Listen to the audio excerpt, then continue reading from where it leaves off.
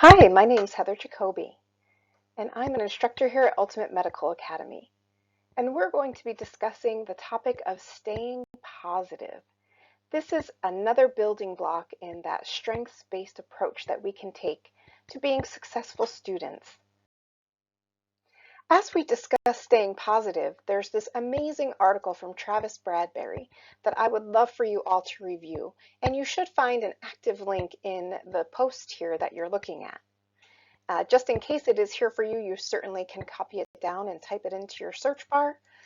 And so Travis talks about the topic of staying positive with two very simple steps. And one is we have to be able to separate fact from fiction, which means the way we feel and think about life is not always factual, right?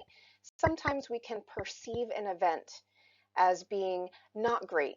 And part of what we want to do in staying positive is learn how we can transform the way we look at life and the way we perceive life. And that's the next step, right? So first we're going to separate fact from fiction. We're going to try to depersonalize and say, you know what, this is what happened. And I don't have to color it any way. I can decide to look at it objectively, and then I can put a different spin on it by identifying something that may have been positive that came out of it. Now, an example I can give to you is, sometimes you guys may submit an assignment and you look back at your score and geez, I only got a 30 out of 50, or I didn't score very well. And so your first perception may be, oh, I'm not a good student, I can't do this, I'm failing. But I want to encourage you to separate fact from fiction, right? That you're new to this information. The reason we give you assignments is so you can kind of assess your learning. And hey, by getting this assignment back with the great feedback your instructors give you, you get to figure out where are my areas of strength and where are my areas of weakness. And that helps you separate that fact from fiction, right? And then we can look at the positive of it, which is, geez, I get a second chance at this. So thank goodness I got this feedback from my instructor, because now I can go back and redo this work and I can score better. This is something you can apply to all areas of your life. Maybe you had an argument with somebody in your world and it felt really upsetting, but we can separate fact from fiction. Geez, I had an argument with this person and I'm upset. But you know what? Being upset means I really care. I care about this person. I care about our relationship.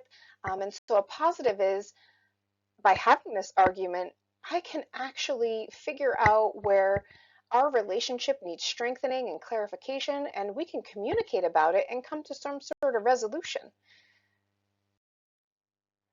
And here's some other things we can look at when we talk about staying positive. Now, we're not saying that you're always going to be positive. Let yourself feel your initial feeling, but then take that next step, which is to take a step back and say, how can I look at this? What are the potential benefits? Because every situation in our life allows us to learn, to grow, and how can I look at my life in that way? And here you have a great little visual of 10 scientific ways to be happy. So actually the act of smiling, even sometimes when I don't mean it, can actually release chemicals in my brain that help me to feel happier. Make sure I get plenty of sleep, right? When we rest, our body can do what it needs to do, our brain can decompress, and it will allow us to feel better. The practice of gratitude, which is being grateful for all the things in our world. And actually, if you can put into practice every day physically writing down 3 things that you're grateful for. If you can do that for 21 days straight, it will actually rewire your brain to look for things to be happy about and be grateful for.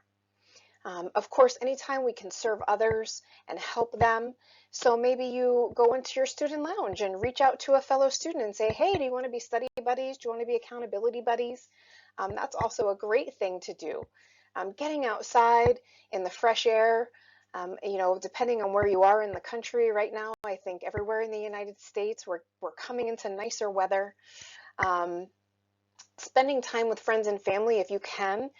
right? So sometimes that may just mean FaceTiming or Zooming them, and just taking some time to hear their voice and, connect.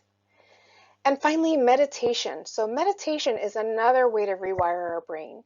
And it doesn't have to be complicated. A meditation can simply be, looking at a flower and really appreciating it, or just being still for a minute or two and just allowing things to pass by. So there's many ways to experience happiness. I encourage all of you to figure out what are things that bring me joy and practice them on a regular basis. There is actually research that shows happier brains can achieve goals faster, and they're able to accomplish tasks quicker because your brain is actually using more of the areas and can function better. So kind of like upgrading your computer.